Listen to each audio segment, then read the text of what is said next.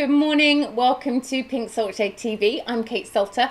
It is the 19th of March today, Friday the 19th of March, and it's my 10th show, and I'm absolutely delighted about it. 5 weeks has gone so quickly. You see, when it's a Friday, it feels like it's just every single Friday. The weeks go so quickly, and then every Monday, it feels like the weekends just whiz by. But I'm loving doing this, and I really enjoy your company whilst I'm doing it. Right, today's show is all about estate agency.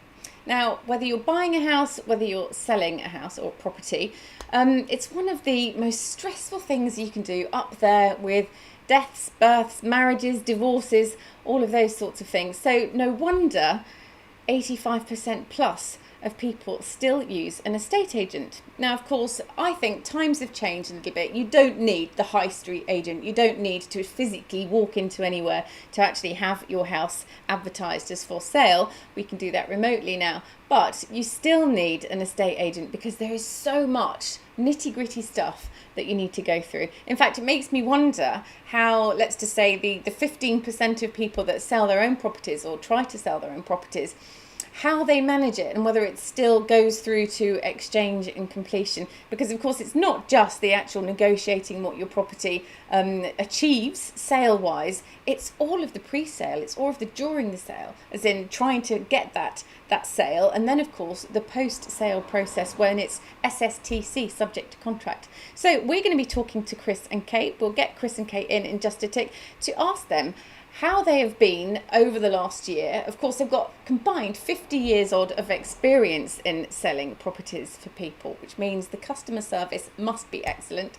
And we'll be talking to them about what it is they're going to be doing in the future, in the now, to be able to put a little bit of a different take on how people buy and sell property, how they do it with you. So here's Chris and Kate. Good morning. Hi, good morning, Kate. Good morning. Thanks so much for joining us. Right, so I've done that little bit of an intro to you, to estate agency, but tell us, you've got about 50 years plus, you don't look old enough, of experience in the buying and the selling of properties. I suppose you've seen the market through boom, bust, buyer's market, seller's market. What kind of things have you experienced over the last 35 years or so that really keep you drawn into sort of wanting to help people buy and sell property? Okay, that's a great question to start with. It's a big one, I think sorry. one of the most, that's all right, no, we like big ones. I think one of the most things that keeps me in the property business is where we work. I think we're just so lucky to be working in the heart of the Cotswolds. Yeah. It's such a beautiful part of the world.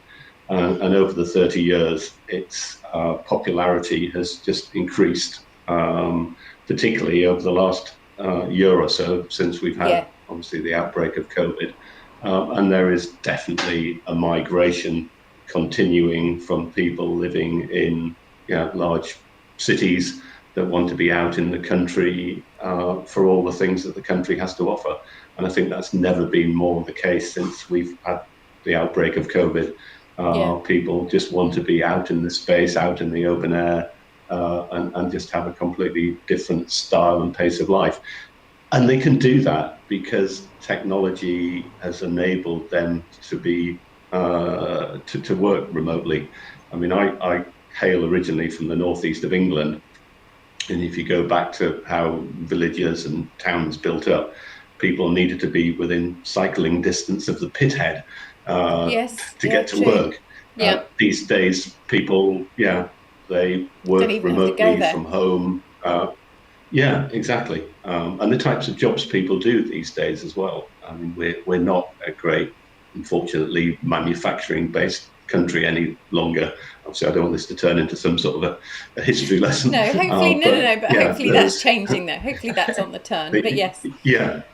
One hopes so, but I grew up with coal mining, shipbuilding, steel making, and these days people are so much more involved in sort of service industry. So they don't need to be getting to the factory at 9 o'clock every morning, Monday to Friday. No. They can work remotely from home, and particularly with things like Zoom and Oh seeing yeah, I that mean this is furthermore in great, the. isn't it? I don't even have Just to be can't with wait. you when I'm interviewing you. It's not like Wogan. You're sitting on the No, the sofa exactly. opposite me, and I've got my little Malteser microphone. Very different these days. So even a few years ago, we were saying, well, people were living out in the country, but they needed to get access to mainline stations so they could then head back into central London to work. That in many cases isn't happening. Go to the Docklands today, and it's empty. Yes. People are not going back into the cities. So yeah, there's been a massive change in how people work, and that has then impacted on where they can live and where they want to live. Absolutely. So when it comes to what, the enjoyment you get out of it, I mean, having been an estate agent, one thing I used to love was you take a property on the market. I just love property anyway, so you must enjoy the properties and the people that you see. It's that buzz of when you match a property to a buyer and you can see just the delight of the face of the person who's buying, and you're really facilitating the need of the person that sells. Is that what keeps you going throughout the whole of it? Because it's quite stressful for the estate agent as well. What is it that keeps you drawn to selling houses? It's very much all about the people, and we love people. We like to get into our vendors' minds, understand their motivation for moving, and equally listening to what the buyers want. And as you say, it's very much that buzz when the buyer suddenly goes, bing, this is, I can imagine myself living here, and Yes. then all the negotiation continues. I think the very best bit of it is, of course, when everything's successfully gone through. Yeah. Quite often we'll stay in touch with those people. It can feel a little bereft if you don't, but quite often those people become friends. So You see, that's that's always the lovely. job done well. Yeah, that's lovely because the relationship you get with people that are selling houses and buying, well, it's just called the relationship you get with people if are buying or selling, then you get into their personal lives as well. You're talking to them, weekly, almost daily sometimes, especially through the negotiation process. So tell me, when people pick up the phone and say, I'd like you to come round for a market appraisal, what position are they generally in? Do you think they're just thinking about it, or actually they properly need to put it on the market? What is it that you hope to go out to when you see the people that need to sell? But I think it's very much all about asking the right questions. I mean, there is often a motivation. It can be very difficult. It might be a death or a divorce. But if you can understand that beforehand, you can actually sort of set the relationship up, understand the timescales, understand the family history, and taper everything to their needs. And I think that's very much where we come in because we do understand people. No, I think Yes. that's really important, what Kate's saying. To us, it's about relationship building. Yes, you could look at it in a very sort of hard-nosed business way, and every person that rings up say, well, are you going to be selling or not? And if you're not putting the house on the market today, we're not going to come out. I mean, that's ridiculous. The fact that somebody's actually decided that they'd like us to go and talk to them, yeah, we're really honoured to actually have that phone call. It might be the start of a 1 or 2 or 3 or even a 5-year process. But Yeah. from us, it's our opportunity to build that relationship with them. So we will go out, we'll sit down, we'll give them some advice. But if that doesn't mean the properties, or rather if they don't want to put the property on the market for another 2 or 3 years, that's absolutely fine by us. At least we've got to meet them, at least we've got to understand them, at least we've got to understand their property. Yeah. And we may give them a call in the years to come, even if they've said in 3 years they actually want to move, because we've actually registered an applicant that we think will be interested in their property. And if they say, no, sorry, I still don't want to do anything at the moment, that's absolutely fine by us. But for us, it's all about relationship building, Yeah. and relationship building for the long term. It's We're keeping not talking. about just, yeah, no, completely. It's Absolutely. not just about shoving them on the market, getting them flogged and moving on. It's true, And, actually, and, because and we understand that. Go on. sorry, a lot of the time, when somebody phones up, I'd like you to come out and appraise my property, please tell me how much it's worth. I remember the times talking to people that would do that, and that some of them would clam up because they needed you to go out, but they knew from many other estate agents around that all they're going to be do is driven to sign on the dotted line. But it's not about that, because it can be a drawn out process. They might be thinking of relocating. They might just be testing the water with what the property is worth these days. Divorces and relationship, or people are getting together or separating, unfortunately. It's a process that isn't just a there and now, is it? So you're right, it's something that people need nurturing over because of the stresses of the situation. It's not an easy thing to do for people. No, absolutely not. And perhaps somebody is thinking of moving, but they haven't actually found a property to buy. So again, buyers going out and firstly appraising the sale of their property, but then getting a firm understanding of exactly what they're looking for, then we can help them on that onward journey. So we're not there just to sell their house, we could be there to find it. Yes, and I that's think true, yeah. that's been the strength of Kate and I's relationship over the years. I tended to be the person that went out and met the vendors and put the house on the market. Yeah. But Kate, I would then take the property back, and Kate would be eagerly waiting to hear about it. And she'd be, actually, I think I have exactly the person that will be interested in buying that. And What a more great than feeling, often, isn't it, she when was that correct. Yeah. And that's kind of that's how we've always sort of partnered together. That's the strength of our relationship and how we do it.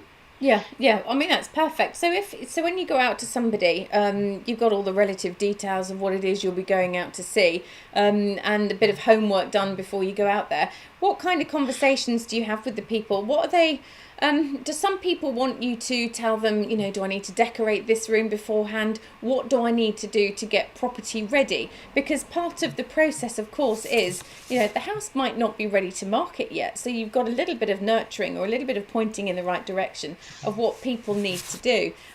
What kind of things do people ask? The first thing I always tend to do when I go out is sit down, listen, and just have a very informal conversation. Again, just listening to what they have to say, why I'm there, what they're hoping to achieve. I also then like to spend a good amount of time looking around the property with them and property, what they like about it, what they don't like about it, what they've done to the property, what they haven't done to the property. So you're really getting a great understanding of the pluses and the minuses of that property. Obviously, they'll want to talk about the price of the property. And again, houses are worth what people are prepared to pay for them at the end of the day, particularly in this area where the houses that we tend to be selling are very individual. You never really know necessarily what ultimately you're going to get. But we'll sit down and we'll talk through what we feel is an appropriate price to market the property at, and we'll explain how we've arrived at those sort of figures. And again, I personally go into quite a lot of detail. I always look at the square footage of the property. We've got comparable evidence of what other properties have sold at that are perhaps similar. Look at what else is on the market currently for sale. Look at what obviously the market's doing at that particular time, and look at their motivation for sale.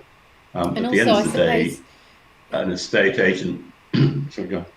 So I suppose as well, a lot of it is dictated to by what buyers are telling you they want and what price bracket they're looking in. Because I suppose buyers are almost more educated than an estate agent in a way, because the buyer can go into every single property that's on the market if they want to view it.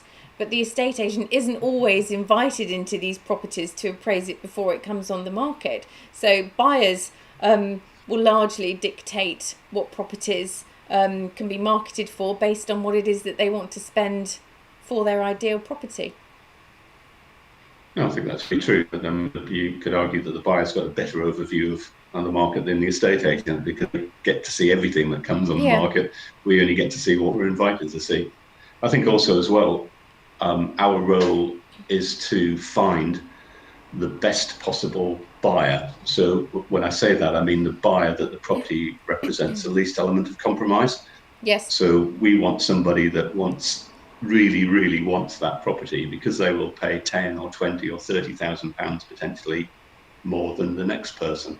Yeah. But at that moment in time, that buyer might not be out there. They might not be looking. So therefore, there must be some relationship between the amount of time we're prepared to wait and the ultimately best achievable asking price. But that will then come back to the vendor, the seller of the property, and their motivation, how important it is for them to sell. I mean, I suppose so if somebody says to me, look, carry on.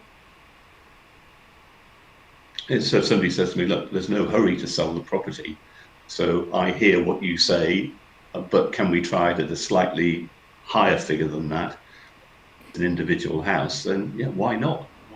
I don't think there's anything wrong in doing that. It may be that we're lucky and that buyer's out there at that time and pays that price. Ultimately, after a couple of months, they may come back to me, or I come to them and say, look, I don't think this is quite working out. Maybe we should now have that conversation about looking at the price. And they say, well, actually, I've just seen something that will work for me. I really do have a slightly different motivation now. Let's get on with it. Let's get on with it. I suppose as well, something that's quite important. We're working with the seller. Yes.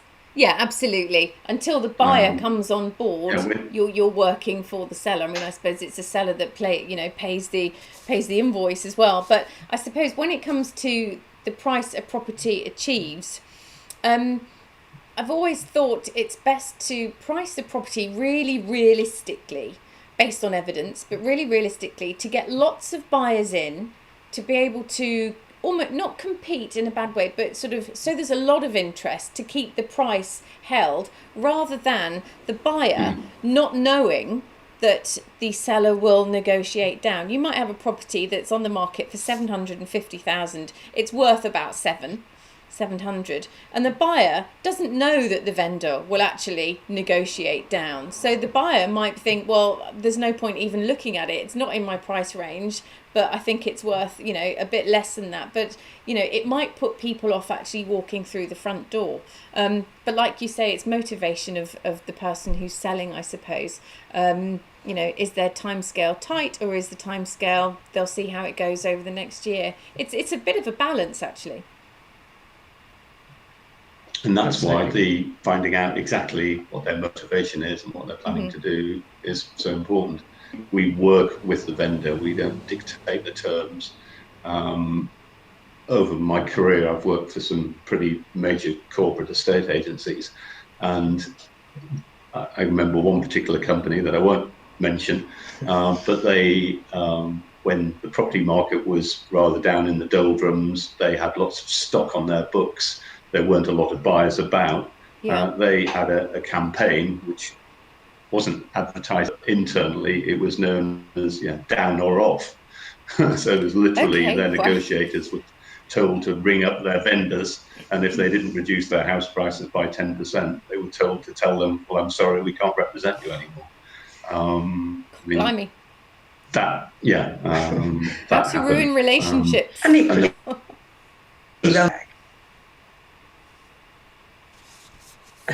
Well, exactly. Yeah, again, completely. But from their point of view, see some to support their massive network overheads that they have to carry. Well, that's the thing. I mean, it's in terms because of, it's so because it's such a stressful thing, buying or selling a house, because it's not a done deal until it exchanges contracts. And let's face it, upon exchange of contracts, the seller might say, I want more. The buyer might say, I want to offer less. I mean, it isn't done until it's done. So it is about relationships and making sure that everybody feels looked after throughout the whole process. So even if you have a conversation with a buyer or a vendor who's feeling a little bit shaky, it's keeping them going and making sure the pathway of communication is open, not just between 9 and 5, but whenever it needs to be. I suppose people can panic at 7 o'clock in the evening just as much as they can panic at 2 o'clock in the afternoon. The service has to be there, and that's why that whole process between sale agreed and while it's going through the legals is really key, that we're up to date. We're talking to the solicitors, we're talking to the other agents up and down the chain, we're talking to our clients, we're talking to the buyer. We'll soon get a sense if there's any little wobbles here or there which we can smooth out and talk about, because it is so important that everybody feels happy along the way. It's predominantly about the seller, but equally about the buyer.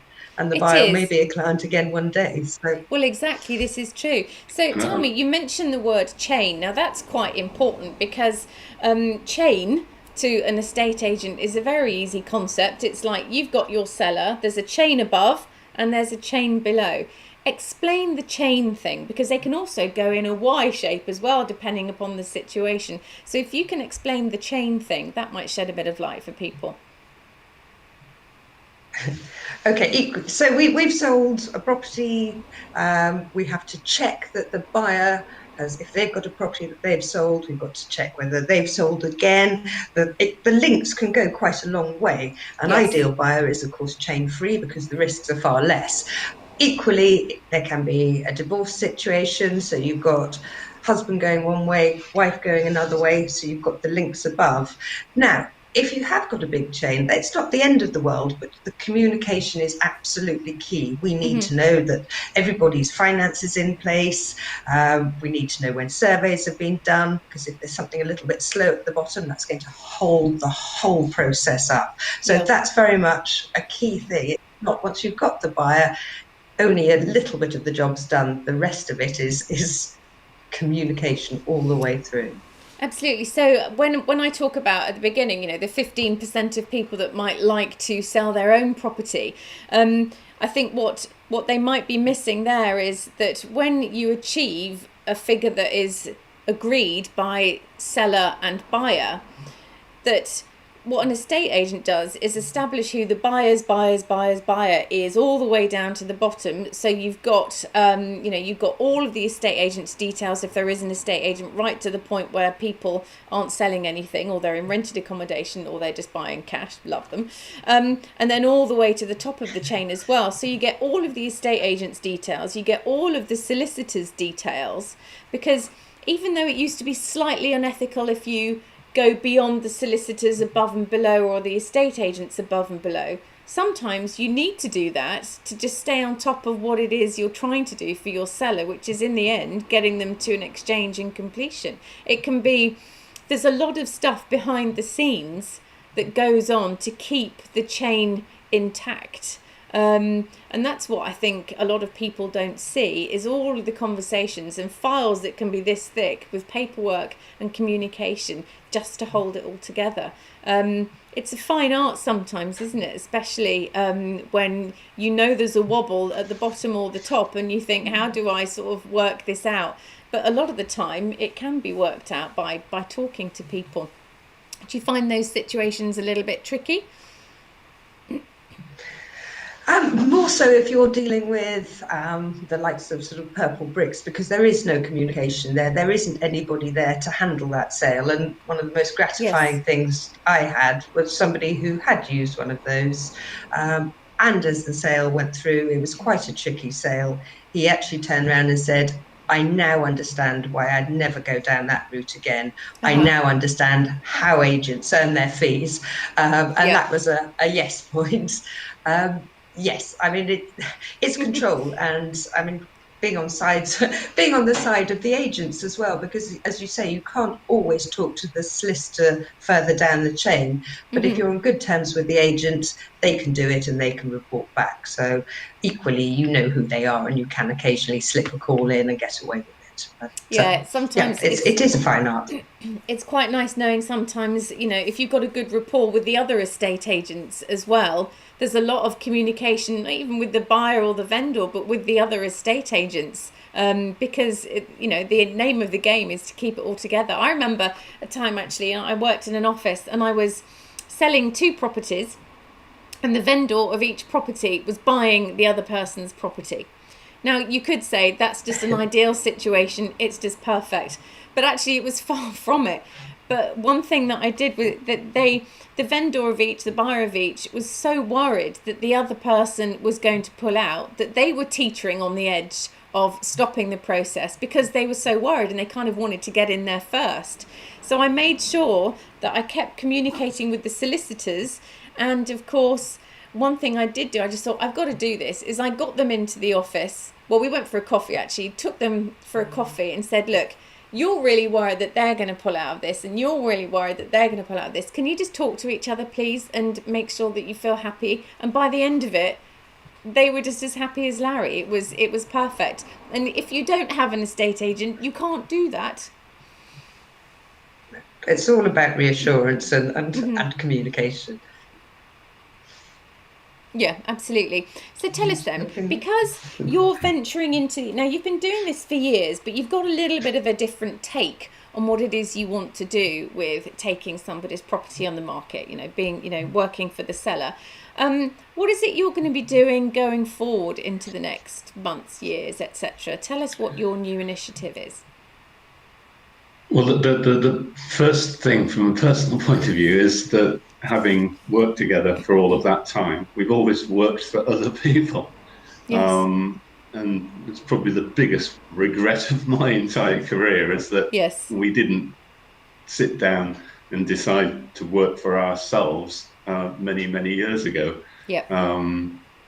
I guess that's a conversation to be had another time of why I guess over probably just caught up in our careers and just pulled along. But when we went into lockdown and we couldn't operate any longer, we had an opportunity to sit down and reflect.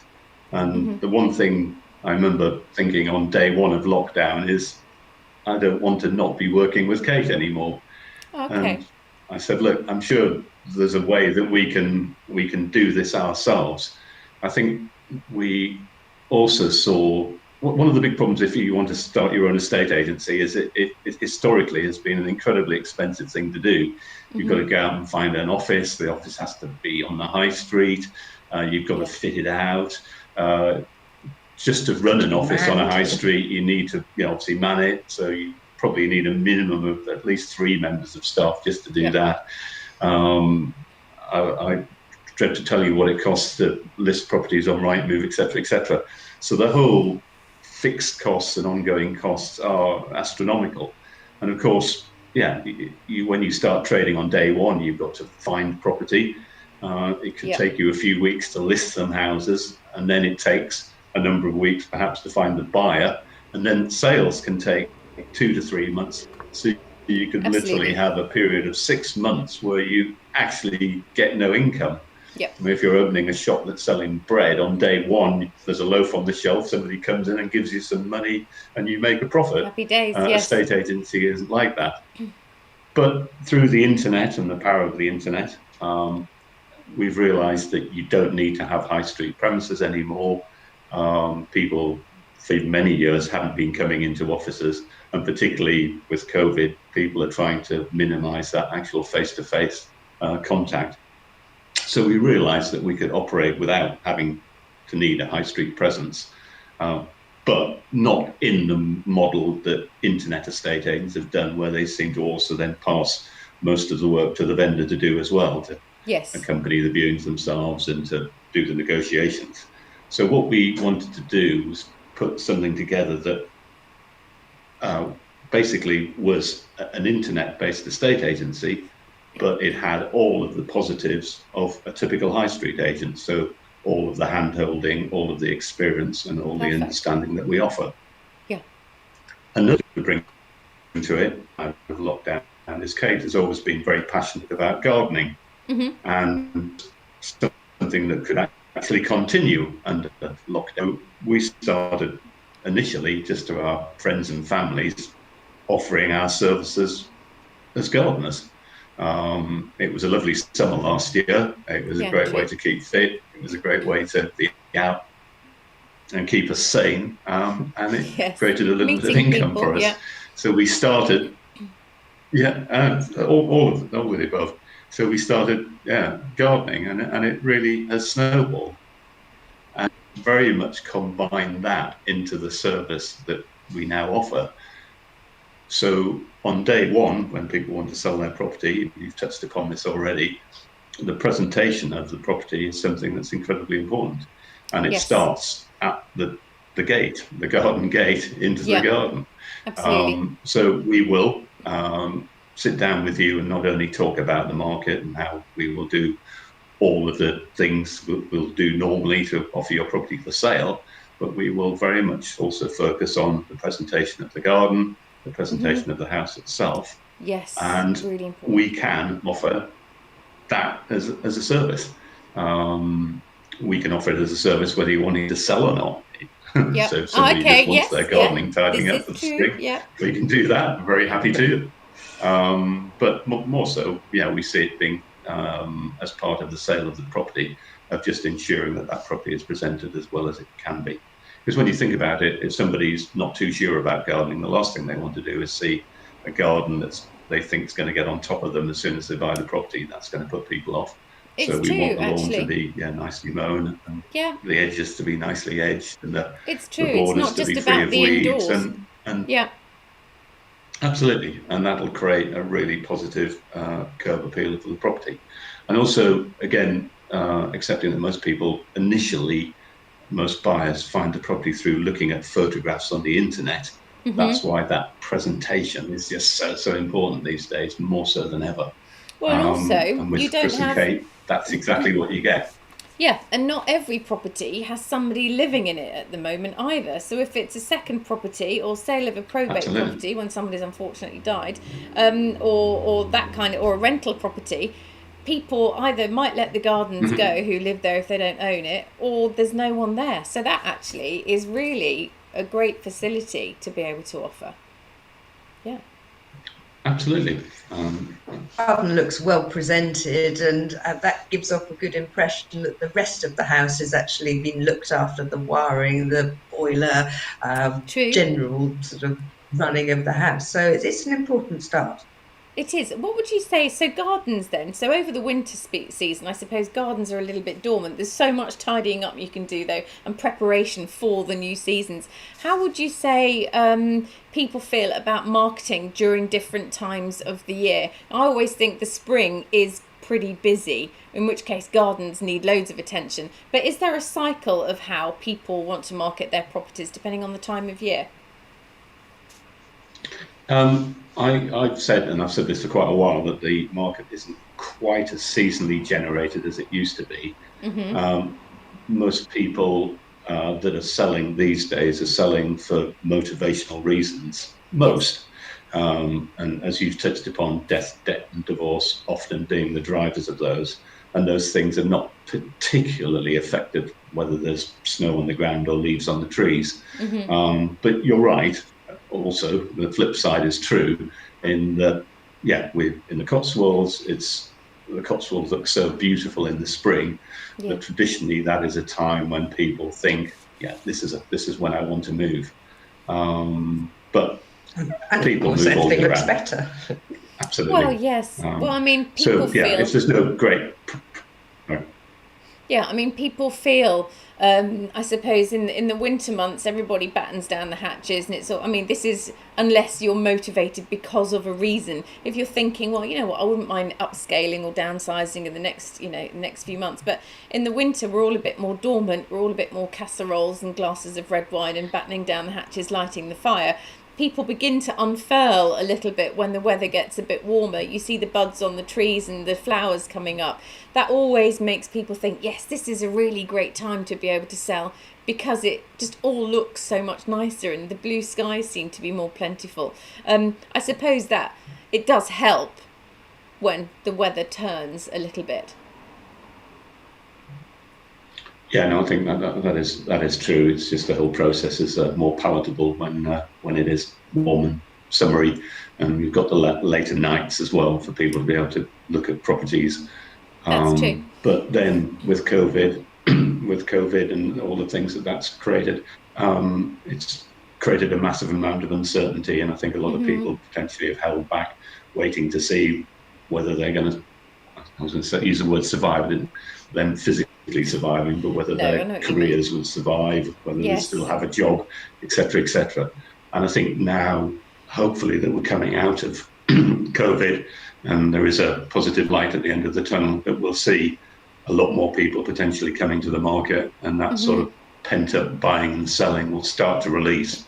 I think from the point of view of the next sort of few years over the property market, I think potentially it's going to be quite positive, particularly as I say in this neck of the woods where there is an awful lot of people wanting to get into this part of the world, escaping inner cities. So would you say then, therefore, that the area, I mean, you can't put a blanket, it's a seller's market or a buyer's market over the country, but around here, so tell us where you're going to be operating and where you think the pockets of that are going to be sort of the buyer's market, seller's market, maybe in relation to that. I think one of the joys of not having a physical office is that as soon as you open an office somewhere, you get sort of defined as being a local agent in that area, and you operate in a sort of a 5 or a 10 mile radius. Absolutely. Our experience over Oxfordshire, Warwickshire and Gloucestershire, and we're very happy to sell properties over that area. And again, because we're not tied to an office, because we're not having to sit in there manning the telephones that never ring, we can travel over a much larger area. And when you think about it, we're either meeting a vendor at their property to talk about their property, or we're showing a buyer around, which we do at the vendor's property. The negotiations we can do anywhere. We can do over the phone, we can do in the property. When we get a little bit more flexibility in where we can meet anywhere.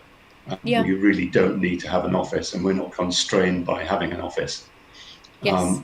So to answer your question, where are we going to be operating? We're going to be operating very much from the Cotswolds over all of Oxfordshire, Gloucestershire and Warwickshire. Yep. In terms of where are the hotspots, it's all good. It is all good. It is a great popular area, and I say we look really positively at the future. Yeah. So when you take a property on the market, what's the steps involved with that? I mean, there are for sale signs, there's actually marketing the property on the internet. How do people get in touch with you themselves? Basically, people ring us or email us and ask us to come and meet them at their property, and that's how the whole relationship sort of begins. From there, as I say, we can act as quickly or as slowly as people wish us to, but we do everything. So we look after all of the marketing. Obviously, there's legal elements that need to be gone through. Properties need to have an energy performance certificate, so we organise that. We like to have floor plans on properties so people can see exactly how the rooms relate. And so we can look at the garden. We can offer them 2 days worth of free gardening to get their property in place. Yeah. Or if they don't want to sell it at that particular point, they can just pay us an hourly rate to do a couple of days or as much gardening as they want us to do. Okay. We ensure the photographs are absolutely fantastic, absolutely spot on, but not misleading. There's no point in making a room look those wide angle lenses, the much panos than it is like that. Yes. You've got to but equally you need to use some sort of an appropriate lens, otherwise you end up with a photograph of a door handle, which is going to be particularly exciting for people. Honestly, we've seen some things. Just kind of getting that balance right. Yes. Now, question for you: would you say for sale sign or no for sale sign? Because the amount of conversations I used to have with people that were in such a hurry to sell their house but didn't want a for sale sign. What's that about?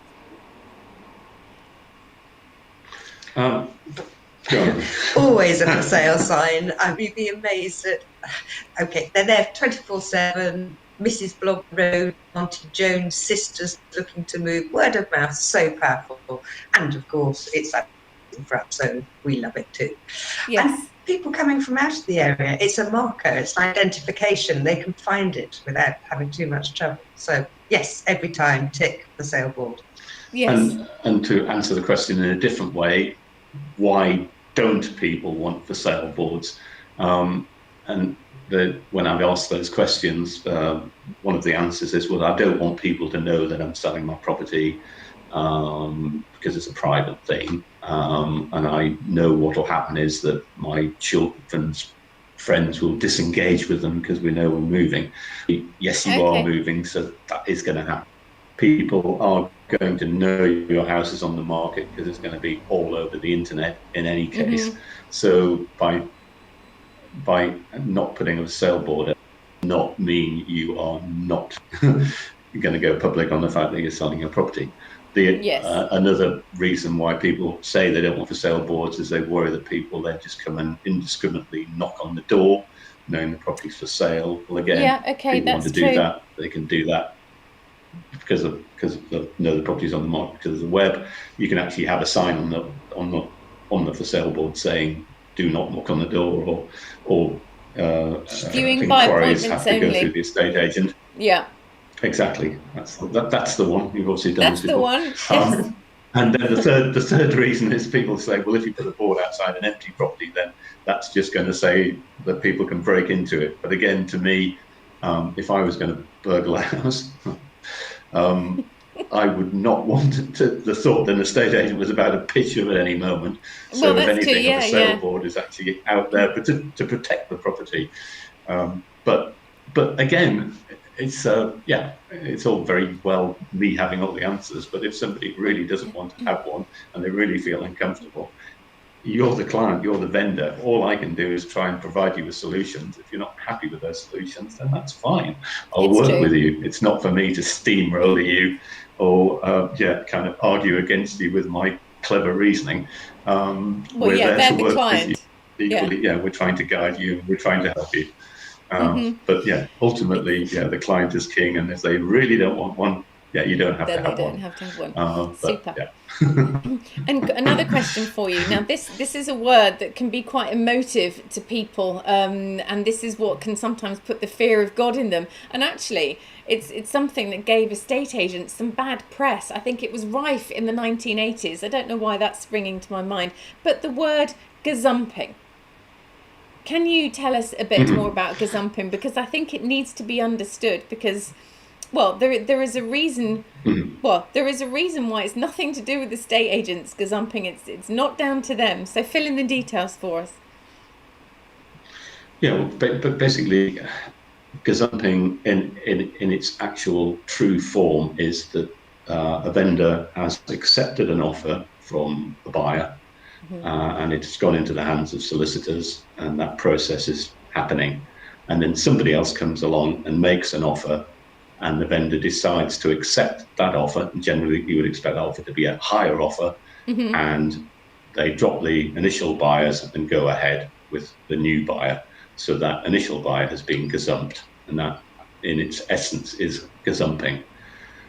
In my experience, it hasn't happened very much at all. I've had hardly any an example of where it's happened over the years, and I think that's very much because you want to set the sale up properly in the first place. Yes. Also, sometimes I hear people say, "Oh, I was gazumped," and then when you press a bit further, basically they offered on a property that somebody else offered at the same time.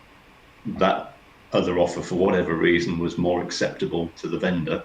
It could have been that it was a higher offer. It could have been that the chain was shorter. It could have been that the buyer wanted to proceed at a slower pace than the other buyer, and they decided to go ahead with it. And the other person that hasn't got the property is saying they've been gazumped. Well, they haven't. They just didn't. They just didn't win the property. Get it. Yeah.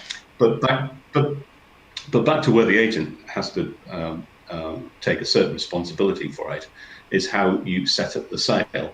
And generally, gazumping does happen when there's multiple people after a property. And it's how the estate agent handles that very delicate situation that will result in the potential for gazumping.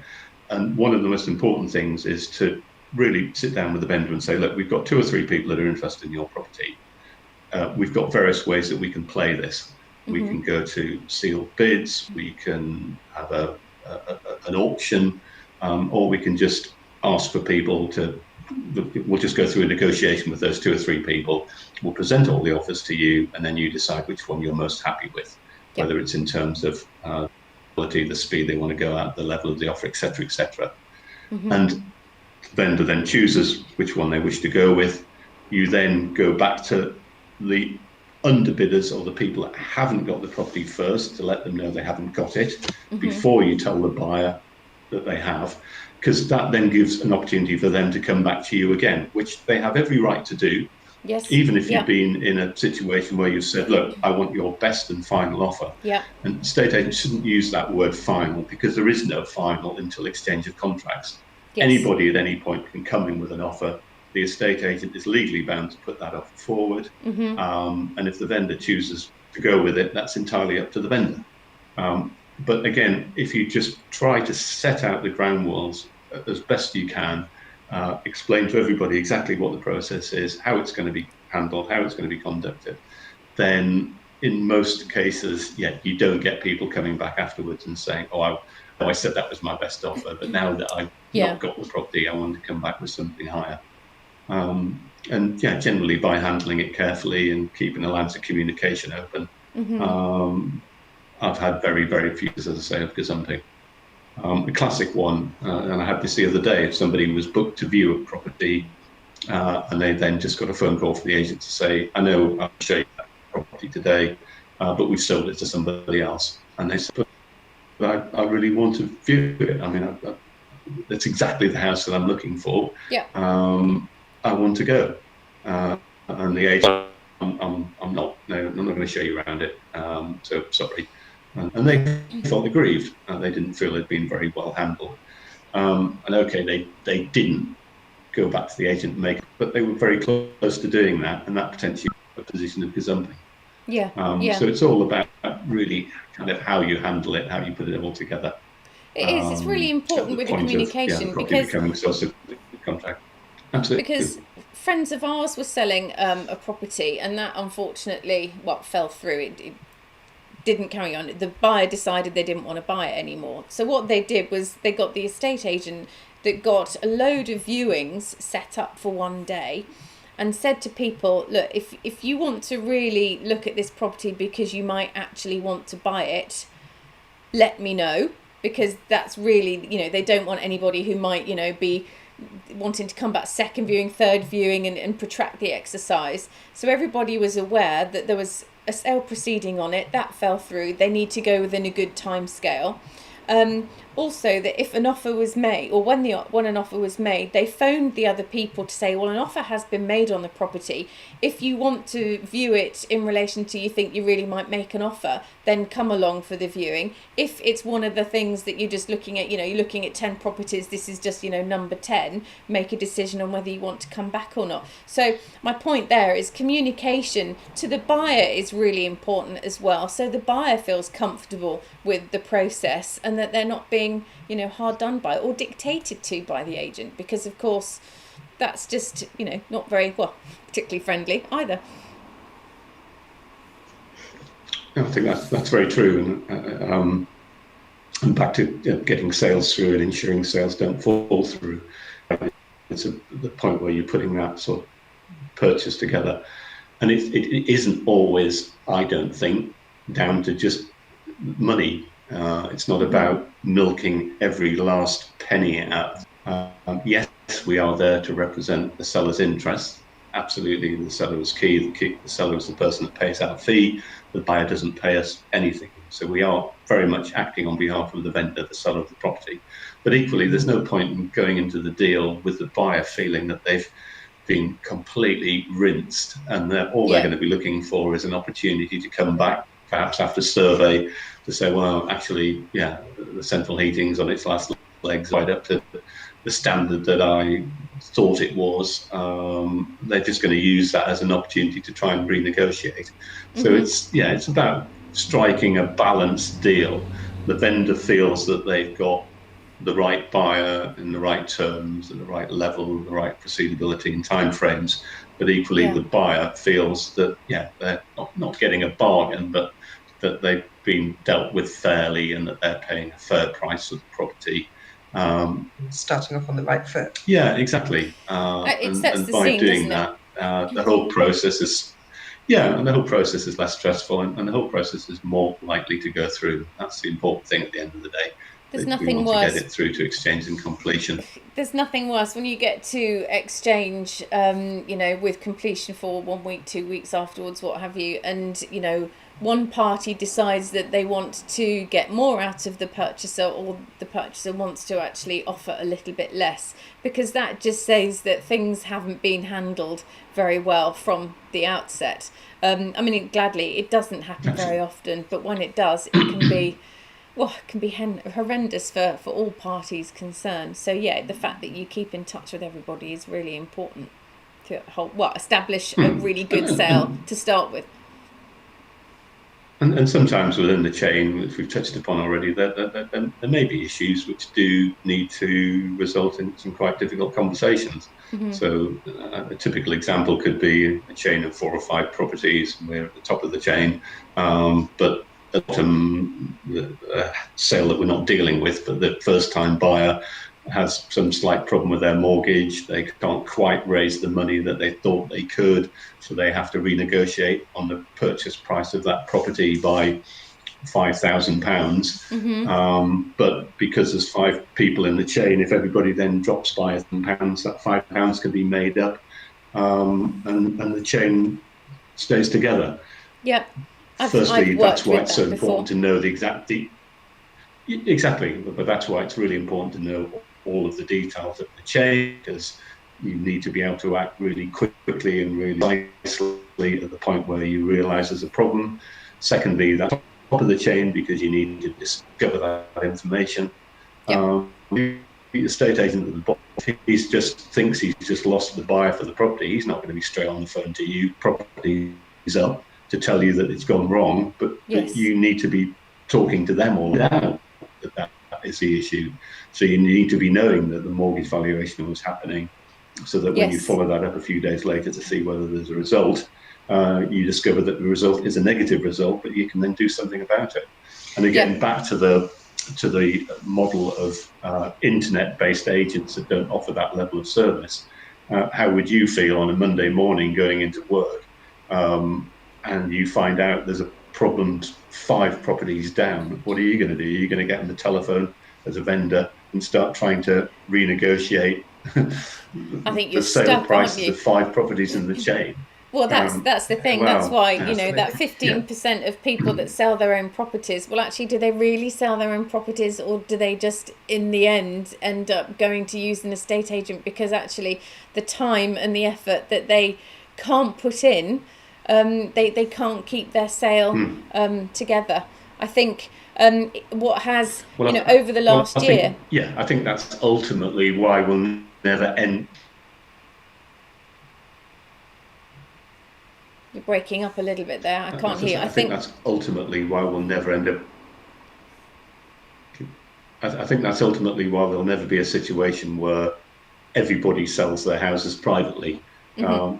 Because that would involve everybody having to negotiate with everybody within the chain, so it just it's stressful enough, let alone having to do it yourself. I suppose the estate agent does take the stress out for you. And one thing I will mention is that for the fee that a UK estate agent charges, or UK, maybe not Scotland, it's all a little bit different up there, is we look at there's a percentage, isn't there? In America, the percentage that an American realtor will charge is between 5 and 6% of the sale price of the property. So it makes us English or Welsh or Irish or whatever estate agents look at a mere snip at if you compare the two. So have a property in the UK and sell that cost less. Listen, we won't take up any more of your time. Go to America. Well, yeah. Nip over to America. Listen, thank you so much for being with us today. No. I think we've learned that it is vital. Thank you. It's vital to have you guys working for us, and you are great for me if I wanted to sell my house. But you do cover such a large area, and that is fabulous to know.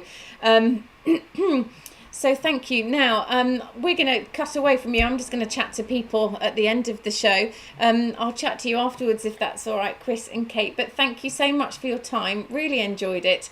Very, very educational. And I'll speak to you soon. Thank you. Wow. That was nearly an hour we've been chatting to Chris and Kate about selling your property, buying a property. it does really bring to light that there's so much more to it than just literally agreeing a price and off you sail into the sunset, knowing that you'll get the keys to the front door of this house that you've found.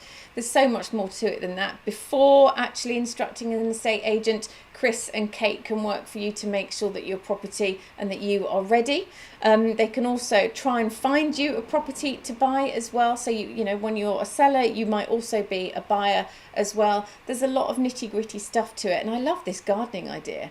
I love it. I mean, there are many people that don't actually have anybody living in a property that they've got to sell, which is perfect. But also, if you're not keen gardeners, it is the first impressions that make a difference. So I think that's a great idea. But yeah, if you want to be in touch with Chris and Kate, send them an email. It is Chris, CHRIS, CK at outlook.com. Yeah, just need to make sure I've got that right. Chris CK at outlook.com. And also, he's given me his phone number for you to be able to call him. Don't normally do this, but Chris has said absolutely. So if you've got pen and paper, his number is 07795 211212. I'll say that again. It is 07795 211212. Now, you might want to be in touch because you're thinking of selling. You might be currently selling your property and you're just wondering a few bits and bobs, a few little questions here and there about your agent or about the process that you're going through. Just because you've instructed one agent doesn't mean that you can't speak to anyone else.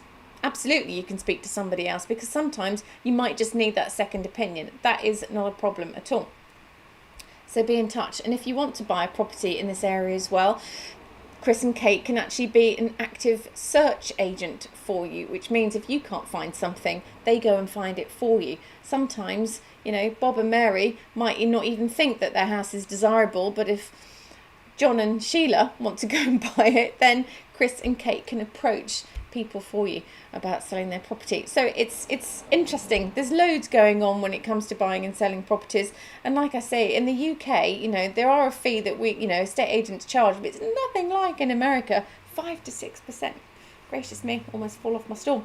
Right here. Well, thank you for your time today. It has been great that you've been here. Hopefully you have had some great information given to you about buying and selling. But like I say, be in touch. And do subscribe to my channel, of course, Pink Salt Shed TV. Later today, I will be doing a live trailer about what we've got going on next week. We've got a week of health and wellness. So I'll be telling you about that then. All right, but until then, have a great afternoon. See you soon.